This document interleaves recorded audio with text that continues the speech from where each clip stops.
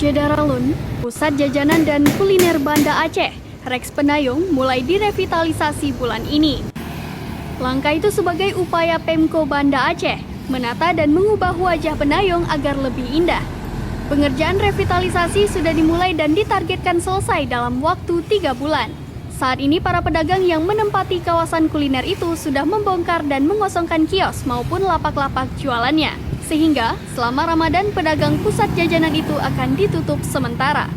Kepala Dinas Koperasi UKM dan Perdagangan Banda Aceh, Muhammad Nurdin mengatakan, program revitalisasi Rex Penayung merupakan salah satu janji kampanye dan komitmen Wali Kota Aminullah Usman dan Wakil Wali Kota Banda Aceh, Zainal Arifin yang akan diwujudkan. Pembangunan revitalisasi Rex Penayung ini dilaksanakan dengan anggaran APBK Banda Aceh atau DOKA 2022 pada Diskopumdak Banda Aceh senilai 1,8 miliar rupiah.